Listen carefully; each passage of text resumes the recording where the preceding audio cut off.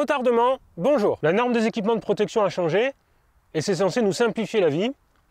On va voir ça. Bon alors déjà, ce qu'il faut savoir à propos de cette norme, c'est qu'elle ne concerne que les blousons et les pantalons, ceux qui étaient à l'époque homologués avec la norme EN 13595-1. Le truc, c'est que cette norme de l'époque, surtout au niveau 2, pour les fabricants, elle était très compliquée parce qu'elle était un peu trop sévère. Maintenant, ils ont un peu plus de latitude et du coup, ça te permet, toi, de mieux savoir où tu mets les pieds. Bon, ce niveau 2 de l'époque, c'était surtout pour les professionnels, ceux qui sont obligés de porter un équipement de protection, comme la police par exemple. Et la nouvelle norme s'appelle EN 1722.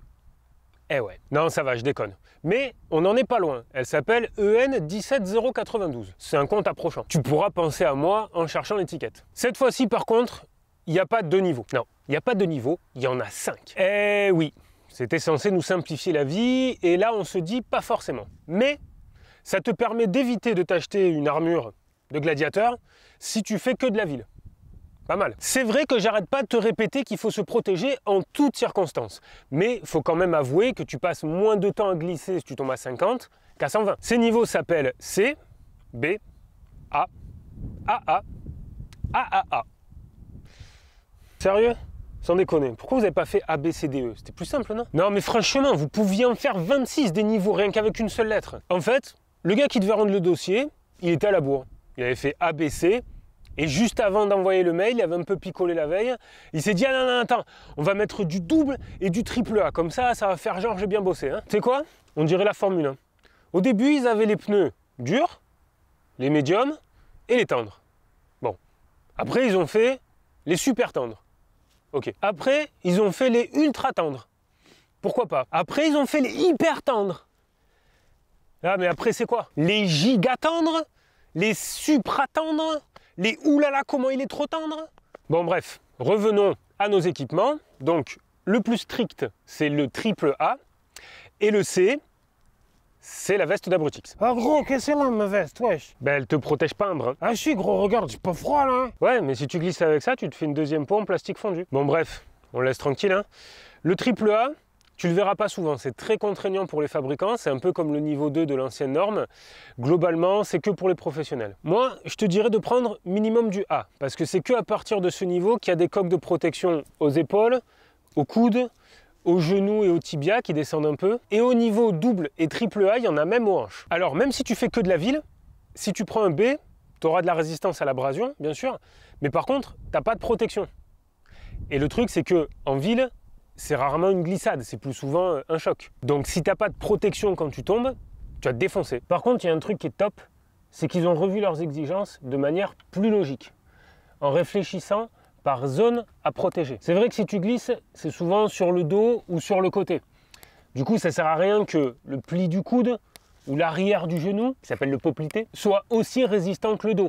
Du coup, ils ont défini 3 zones où les exigences sont différentes. La zone 1, c'est là où il y a les coques. Épaules, coudes, hanches, genoux. Les coutures doivent être plus solides et le vêtement lui-même aussi. Je veux dire, ça concerne vraiment la zone du vêtement où il y a les coques, pas les coques elles-mêmes. Elles ont leurs propres homologations. La zone 2, c'est la zone la plus exposée en cas de glisse. Donc le dos, les bras, les fesses, l'avant des jambes. Et la zone 3, c'est là où c'est moins risqué. L'intérieur des bras et des jambes et le ventre. C'est vrai que quand tu tombes, tu as tendance à te recroqueviller comme ça. Du coup, c'est là que les fabricants vont mettre les parties les plus aérées et les plus souples pour que tes vêtements soient agréables à porter tout en te protégeant correctement. Tu vois, c'est sans compromis. Et ça, c'est cool. C'est cool pour nous qui les portons, mais c'est aussi cool pour la sécurité d'une manière générale. Si ton blouson te protège méchamment bien, mais qu'il est méchamment pas confortable et que du coup, tu le mets jamais, ça sert à rien. N'est-ce pas, Abrutix ? Bref, donc du coup, si ceux qui sont dans ce cas-là commencent à trouver des blousons qui sont plus aérés et plus confortables, ben peut-être que plus de motards vont en porter. En gros, pour résumer, on se retrouve à aller vers des équipements qui nous protègent tout autant, mais qui sont plus confortables. Et ça, c'est quand même à mettre à leur crédit. Bon, alors maintenant, comment ils vérifient tout ça?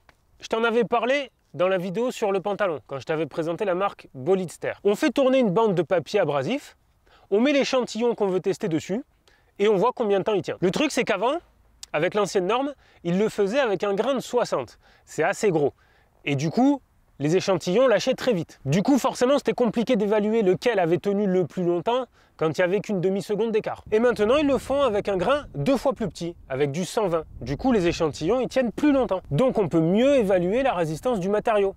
C'est comme ça qu'ils ont réussi à faire 5 niveaux. Par exemple, la zone 1 de la catégorie AAA doit résister pendant 4 secondes, une chute à 120 km/h.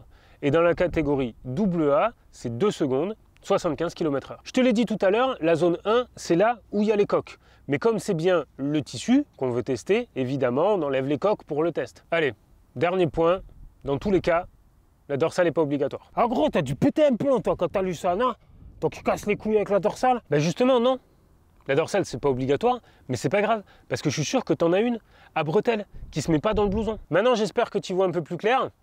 Bon, globalement, à part si t'es sûr et certain de faire que de la ville, tu peux éventuellement prendre un B, mais s'il te plaît, prends les protections qui vont avec, sinon, prends au moins du A. Et n'oublie pas de rajouter une dorsale rigide indépendante en dessous, je le dirai jamais assez. Et je le dirai jamais assez non plus, les automobilistes, s'il vous plaît, quand vous déboîtez, n'oubliez pas le petit coup d'œil, il y a peut-être un motard caché dans votre angle mort.